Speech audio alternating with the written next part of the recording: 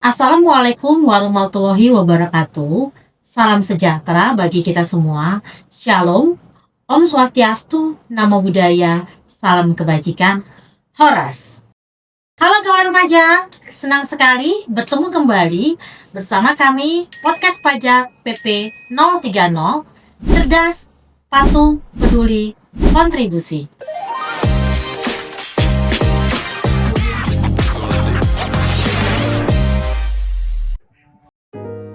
Selamat pagi, siang, sore, malam, kapan di waktu kawan pajak bisa menyaksikan podcast kami PP 030 kali ini. Nah, di podcast kali ini saya Purnama Sari Saragi tentunya tidak sendiri. Saya ditemani oleh, silakan Pak. Selamat pagi, siang, sore, dan malam para kawan pajak sekalian. Izinkan perkenalkan nama saya Jendri Surandar Saragi sebagai penyuluh pajak di Kantor Wilayah Direktorat Jenderal Pajak Sumatera Utara 2. Baik, kita mau bahas apa nih Kak Sari? Kita masih membahas terkait Cortex, karena pembahasan Cortex ini tentunya sangat luar biasa ya Pak. Benar, apalagi di akhir-akhir ini gitu ya. Mudah-mudahan nggak semuanya tentang keluhan gitu ya.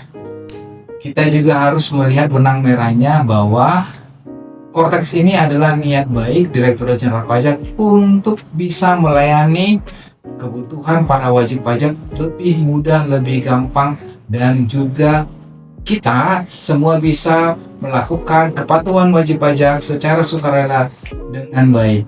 Gitu Kak Sari. Nah, jadi kawan pajak tetap ikutin podcast kita kali ini ya, karena akan banyak informasi yang menarik dan tentunya bermanfaat buat kawan pajak.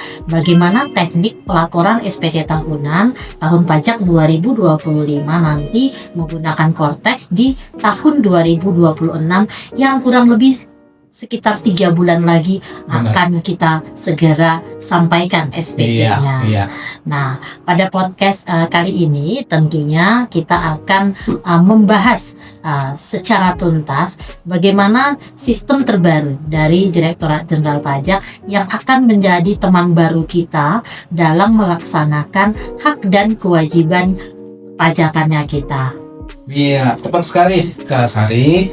Jadi sebenarnya panduannya sudah banyak nih beredar, baik itu dari akun official kita di YouTube, kemudian di media-media sosial, panduannya sudah ada, gitu ya.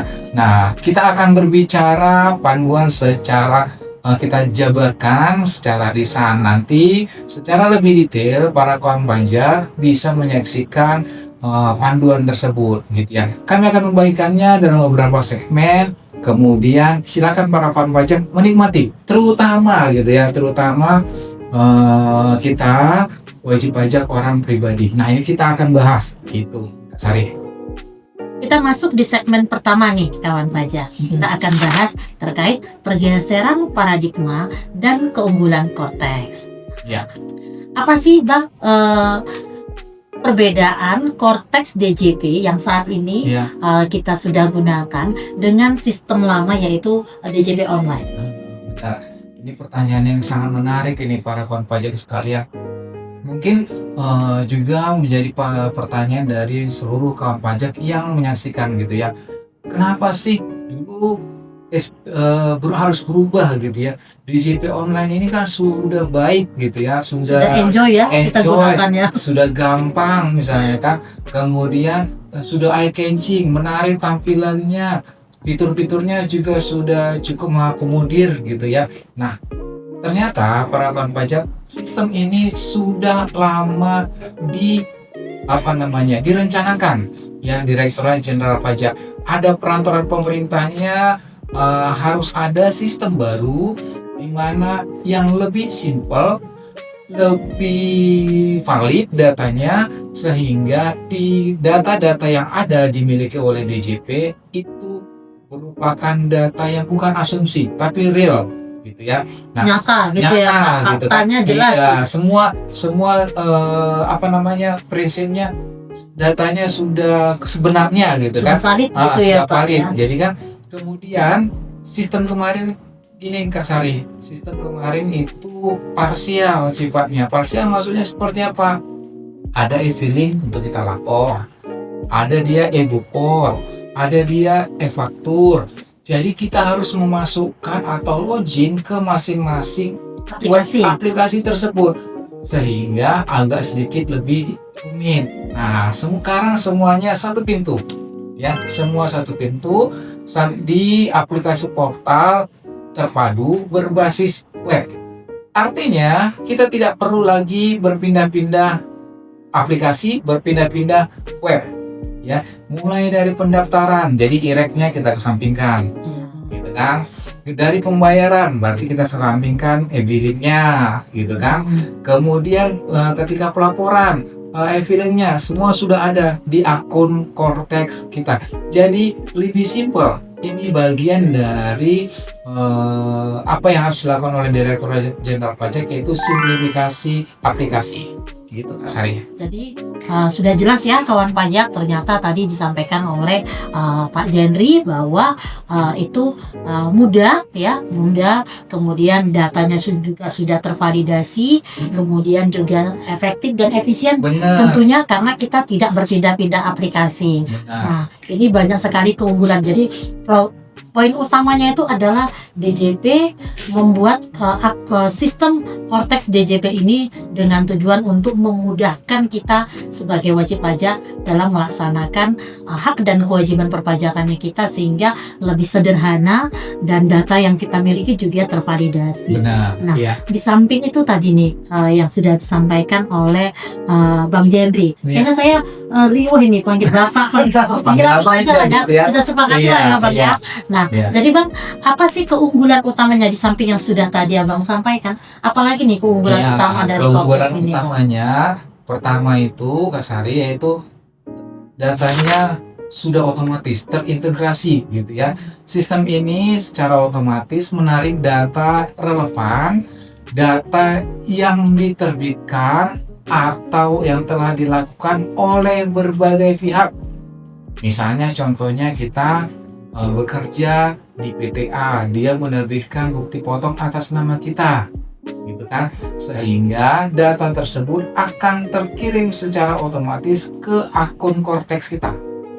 Kemudian kita misalnya belanja menggunakan dikenakan PPN, kita nggak usah meminta fakturnya, datanya akan ada di akun Cortex kita, sehingga datanya sudah sudah benar karena diterbitkan oleh si pemberi atau si lawan transaksi kita. Jadi secara otomatis ini ya. Benar. Ya. Jadi ini akan mengurangi risiko kesalahan saat pengisian SPT atau saat pelaporan SPT, gitu.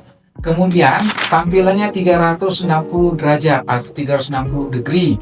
Cortex ini memberikan akses transparan, siapa aja bisa melihat. Kita sebagai otoritas pajak, gitu ya, sebagai pengampunya bisa melihat apa yang sudah dilakukan oleh wajib pajak.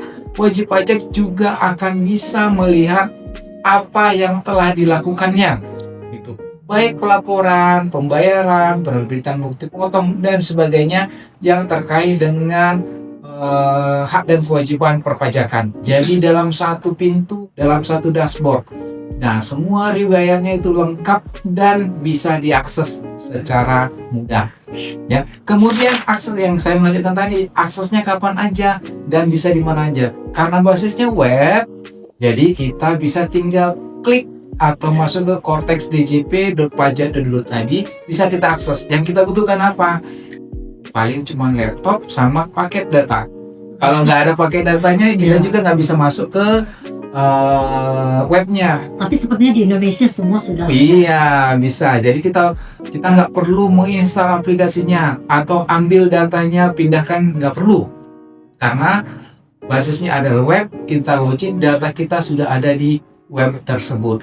Ini sangat membantu ketika kita sebagai wajib pajak memiliki mobilitas yang tinggi.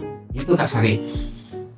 Jelas ya kawan pajak, tadi beberapa informasi yang disampaikan oleh Bang Jendri, bahwa poin pentingnya itu adalah bahwa dengan Cortex kita dapat melakukan hak dan kewajiban perpajakannya kita kapan saja, karena setiap waktu ketika kita mau melakukan, misalnya nih kawan pajak di sini sebagai pelaku usaha atau pemilik usaha, tentunya bisa melakukan review atau melakukan pengecekan faktur pajak apa saja yang sudah diterbitkan oleh lawan transaksi, kemudian juga terkait pembayaran pajaknya juga bisa langsung kawan pajak akses dimanapun kawan pajak berada. Termasuk yang kita terbitkan. Kalau kita terbitkan faktur, ya kan, itu kan menjadi pajak keluaran bagi kita kan. Nah, itu akan nempel di kita dan juga di lawan transaksi kita. Jadi kita bisa mengawasi omset hari ini. Benar. Ya. Bisa kita awasi kapan saja ya, Pak, memastikan bahwa operasionalnya perusahaan kita itu berjalan dengan baik tentunya.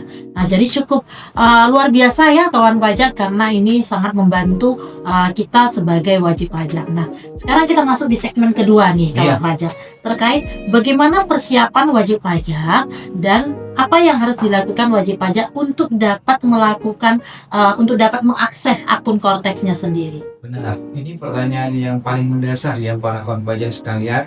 Para kawan pajak ini harus memastikan bahwa NIK kita, nomor induk kependudukan kita, sudah tervalidasi sebagai NPWP. Jadi NPWP kita yang lama, yang 15 angka itu sudah tidak dikenali lagi, Kak Sari. Ya sudah tidak kenal. Yang dikenali adalah NIK. Nah, bagaimana supaya sistem kita, sistem perpajakan mengenali NIK kita, mau nggak mau kita harus memvalidasinya. Kita harus login dengan menggunakan NIK kita tersebut, atau kita mendaftarkan gitu ya. Jadi gimana nih caranya? Jangan sampai kita gagal login, ini gimana nih caranya? Apalagi terutama untuk melaporkan nanti kan di tahun depan, kita harus pastikan bahwa data kita sudah benar. Yang kita gunakan adalah NIK kita sendiri gitu ya, supaya kita nggak gagal gitu ya, nggak gagal gitu. Bagaimana cara validasinya? Nah, validasi ini bisa kita lakukan secara mandiri gitu ya. Jadi tidak harus ke kantor pajak nih ya, Pak ya? Benar. Jadi kita mengujinya adalah kita masuk dulu ke pajak.go.id atau ke DJP online. Jadi kita uji dulu di aplikasi yang lama. Kalau para kawan pajak tahun lalu sudah melapor di DJP online, maka itu clear, berarti sudah bisa masuk.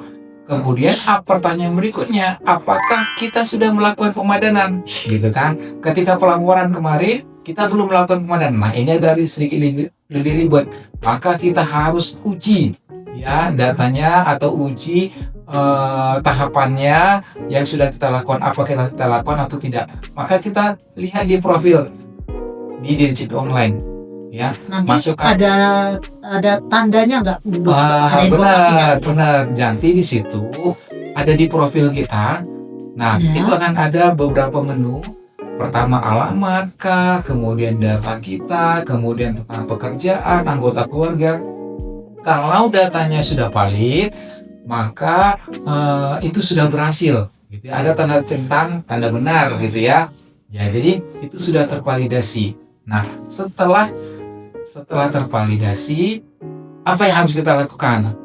Nah, itu Kak Sari ya Kak. Nah, jadi penting ya kawan pajak ya, seperti yang disampaikan oleh Bang Jendri tadi. Langkah utama itu adalah kawan pajak harus melakukan validasi data terkait NIK kawan pajak melalui akun resminya kita, yaitu di pajak.go.id ataupun melalui djponline.pajak.go.id. Nah, tadi terkait validasi sudah cukup jelas. Nah, lalu gimana caranya kita nih kawan pajak di sini, Bang Jendri, untuk melakukan alur aktivasi akun Korteks, dan katanya kan ada juga pembuatan passphrase gitu ya, Bang ya. Itu gimana proses untuk kita bisa mengaktifasi akun Korteksnya, kemudian pembuatan passphrase sendiri seperti apa itu? Benar. Jadi DJP online, kemudian Korteks ini dua sistem yang berbeda, Kak Sari. Jadi kalau kita sudah berhasil di akun Korteks, maka mau nggak mau kita login juga di Korteksnya. Nah, kalau kita sudah punya akun DJP online, tahapan berikutnya kita masuk ke akun Korteks dengan login di korteksdjp.pajak.go.id dengan NIK atau NPWP tapi untuk pertama kali gitu ya. Sistem akan meminta kita untuk mengganti kata sandi dan juga membuat passphrase. Ya, kalau belum punya maka kita harus aktivasi akun wajib pajak. Gitu ya. Jadi kalau misalnya kita udah berhasil kemarin DJP online, nah kita buat dari lupa password. Gitu kan. Ketika kita lupa password, nanti akan terkirim link ke ke email kita. Nah, nanti kita ubah data atau kita tekan link aktivasi sehingga kita bisa masuk ke akun Cortex kita. Nah, ini yang istilah yang terbaru. Mungkin di masa-masa sebelumnya ada nggak ya dulu yang istilah passphrase-nya? Ini kan pertanyaan. Iya, belum ada bang. Kayaknya setelah di konteks ini ada. Kan kalau dulu kan nggak ada istilah seperti ini. Ini kita diakrabkan gitu ya dengan istilah passphrase. Nah, passphrase ini sangat penting, Kak Sari. Ya. Apa sih ya sebenarnya passphrase ini gunanya untuk apa? Nah, kenapa nih harus ada? Kalau sebelumnya kan kita hanya mengenal istilah password seperti itu ya bang ya. Namun di Cortex ini ada bahasa passphrase dan katanya ini penting. Gimana sih pentingnya passphrase ini seperti itu? Jadi ini passphrase ini adalah kombinasi kata-kata rahasia yang berfungsi sebagai tanda tangan elektronik (TTE) istilah sekarang gitu ya, atau kode interisasi untuk layanan tertentu di Cortex seperti pengajuan sertifikat digital. Nah, pastikan bahwa passphrase kita ini unik dan mudah diingat. Ada ketentuannya nggak bang? Ada ketentuannya. Jadi ketentuannya itu para kawan pajak itu harus ada angka, huruf digabung antara huruf besar dan huruf kecil, kemudian tanda khusus gitu ya, seperti kemudian titik dan sebagainya gitu. Jadi ini kita harus bisa ubah passphrase-nya. Nanti akan jadi ketika kita masuk itu nanti kita akan suruh ubah password. Itu kita masukkan sampai 2 kali, password 2 kali, kemudian passphrase 2 kali juga. Masukkan passphrase, kemudian konfirmasi lagi ya passphrase-nya. Sampai sekarang ya, kalau nggak tahu nanti kalau misalnya sistem akan berkembang, aplikasi berkembang, mungkin ada modul terbaru, mungkin bisa saja berubah. Gitu, Kak Sari. Nah, tadi kita sudah siapkan passphrase, kemudian kita sudah siapkan aktivasi akun Cortex, tentunya password Cortex-nya juga sudah bisa login. Nah, karena nanti kan informasinya nih Bang bahwa 2026 nanti laporan SPT 2025 untuk tahun pajak 2025 itu menggunakan Cortex. Nah, untuk ini apa sih dokumen yang harus kita sebagai wajib pajak siapkan untuk nanti bisa melakukan pelaporan SPT tahunan di sini? Benar. Cara cepatnya gitu ya. Cara langkah paling cepat gitu yang harus kita siapkan sebelum kita melaporkan gitu ya. Pertama kali kita yakinkan NPWP kita sudah tervalidasi, NIK kita sudah bisa login ke Cortex. Kemudian bukti potongnya kita harus sudah siapkan, ya kan? Kemudian kita harus siapkan juga data aset, data utang dan tanggungan keluarga. Kenapa penting? Ya, dengan misalnya kita ketika melaporkan SPT kan dengan hak penghasilan sekian, melalui pelaporannya kita mempunyai aset sekian. Takutnya nanti ada data aset yang kelewat gitu ya, atau belum terlaporkan. Nah, takutnya dapat surat cinta gitu kan, dapat surat dari Direktorat Jenderal Pajak permintaan konfirmasi kebenaran datanya bahwa misalnya atas kepemilikan mobil kenapa belum dilaporkan. Nah, gitu kan berarti kan ada penghasilan yang belum dilaporkan. Nah, kita takut seperti itu para kawan pajak. Jadi sebaiknya datanya itu benar, lengkap dan jelas. Gitu, Kak Sari. Jadi kawan pajak tadi udah disampaikan ya informasi oleh Bang Jendri bahwa dokumen untuk pelaporan itu NPWP-nya sudah validasi, kemudian ada data bukti potong, daftar harta, utang dan tanggungan keluarga, kemudian juga untuk yang merupakan wajib pajak pekerjaan bebas harus menyiapkan laporan omset tentunya. Benar, betul, Pak. Nah, kita masuk di segmen ketiga kawan pajak terkait alur pelaporan dan teknis pelaporan SPT-nya. Nah, banyak nih yang cemas nih, Bang Jandi. Apakah nanti alur pelaporan menggunakan Cortex ini ribet nggak ya gitu? Apa seperti apa nih gambarannya? Bisa dijelaskan panduan singkatnya, sesingkat-singkatnya nih, Bang, proses pelaporan kita nanti. Jadi kalau untuk hanya sekedar melaporkan itu sangat gampang gitu ya para kawan pajak. Kita harus pertama login, kemudian nanti ada di menu surat pemberitahuan, lalu klik, maka akan muncul, kita klik lagi create tax return ya, kita kreasikan atau kita munculkan tax return-nya. Kemudian setelah itu kita bisa ubah data tersebut, ada nanti tanda edit gitu ya, kita isi SPT kita di situ, misalnya terhadap bukti potong, harta dan sebagainya gitu ya. Nanti kita tinggal memverifikasinya.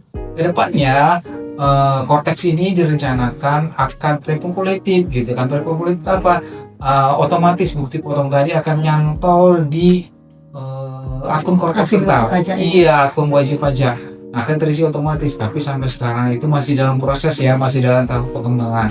Nah, kita hanya tinggal memverifikasi benar enggak ya pemberi kerja atau lawan transaksi kita, datanya e-bupotnya kah, e-fakturnya kah dan sebagainya itu benar atau tidak.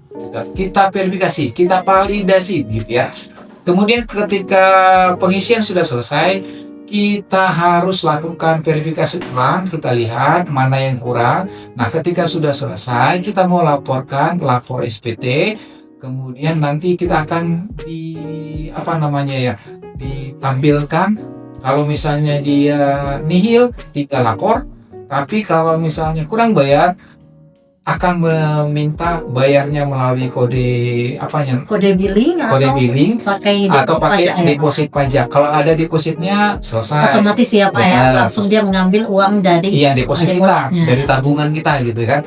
Nah, ini kalau kita mau bayar lagi, maka akan muncul kode billingnya. Nah, kode billing ini kita langsung bayar.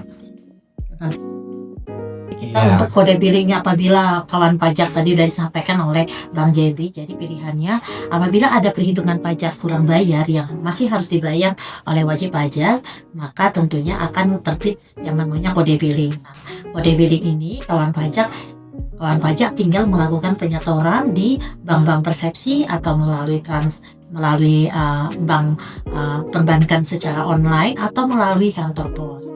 Nah, untuk kawan pajak yang sudah melakukan pembayaran dengan menggunakan deposit pajak, tentunya nanti ketika ada kurang bayar, kawan pajak akan mengambil pemindah bukuan otomatis dari rekening deposit pajak ke akun pajak kurang bayar yang harus dibayar oleh kawan pajak.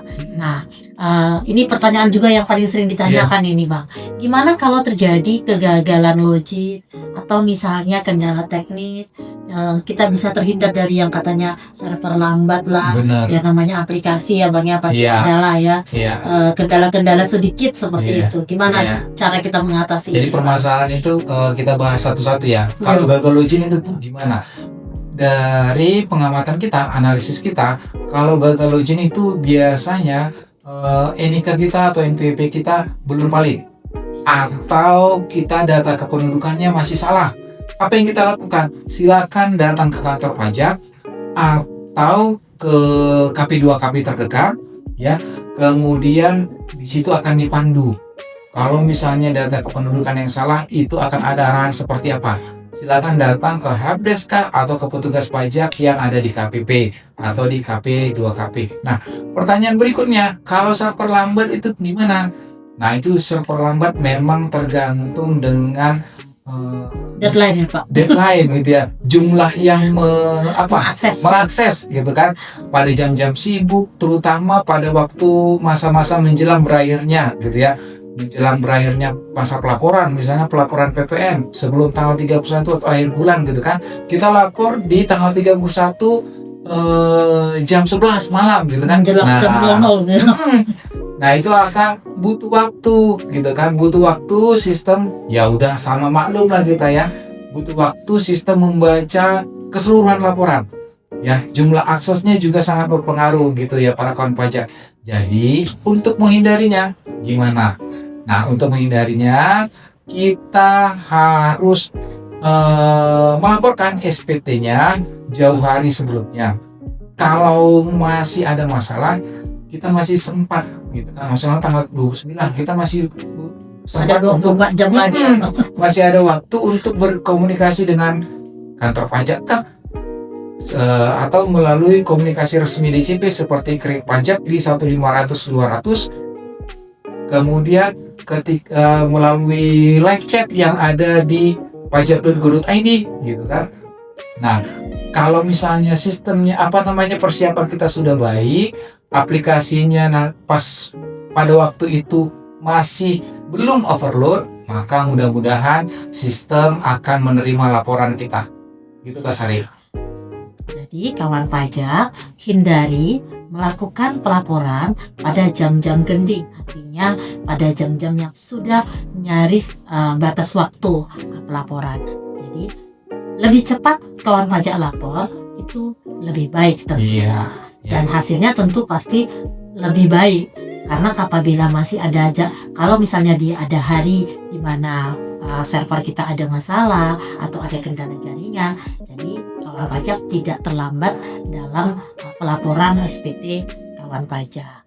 Nah, kita sudah sampai di penutup sepertinya ini. Nggak terasa ya kita cerita gini rupanya udah mau hampir di penutup. Nah, sebelum Abang menyampaikan pesan dan yang mau disampaikan, kami perlu sampaikan juga kawan pajak bahwa dalam hal kawan pajak mengalami kendala teknis ataupun membutuhkan informasi lebih lanjut terkait informasi perpajakan kawan pajak, silahkan bertemu dengan kami, berkonsultasi dengan kami di KPP Pratama Kisaran ataupun di Kanwil DJP Sumatera Utara 2, dan kami sampaikan bahwa semua layanan perpajakan yang diberikan oleh Direktorat Jenderal Pajak dan Unit Vertikal tidak dikenai biaya. Jadi semua layanan kita itu gratis kawan pajak. Jadi jangan sungkan untuk berkomunikasi ataupun berkonsultasi dengan kami tentunya.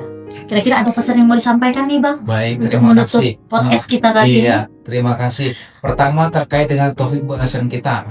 Pertama tadi segera lakukan validasi, login ke akun Cortex-nya, buat passphrase-nya, buat KODJP-nya.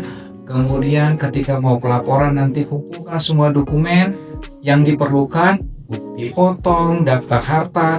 Kemudian ketika mau pelaporan, verifikasi datanya benar atau enggak, gitu ya. Jangan ada yang kelewat, gitu ya. Nanti kita ketika kelewat bisa akan butuh verifikasi. Nanti orang pajak pula yang memverifikasi, itu kan jadi lebih ribet. Nah, para kawan pajak silakan sama seperti Kak Sari bilang, katakan tadi bahwa silakan terkait dengan pemenuhan hak dan kewajiban perpajakan dari para kawan pajak sekalian, silakan kalau misalnya ada permasalahan datang ke kita, bertemu dengan penyuluh pajak yang ada di KPP. Di Sumut 2 ini ada beberapa KPP, kemudian ada KP2KP. Nah, kita akan bisa memberikan edukasi kepada para kawan pajak sekalian. Mudah-mudahan akan tercipta wajib pajak sukarela, akan terbentuk kepatuhan sukarela dari semua para kawan pajak. Jadi para kawan pajak jangan ragu, jangan takut. Biasanya kan kalau udah mau ketemu orang pajak takut gitu ya Kak Sari. Enggak. Semua layanan seperti Kak Sari katakan, semua layanan itu bersifat free. Tidak ada pungutan, tidak ada proses pembayaran. Gitu Kak Sari. Demikian podcast PP 030 pada kali ini. Kami ucapkan terima kasih buat kawan pajak yang sudah mengikuti podcast kami. Tetap ikuti podcast pajak PP 030 berikutnya. Bersama kita wujudkan Pajak Tunggu, Indonesia Tangguh. Terima kasih para Terima kasih kawan pajak.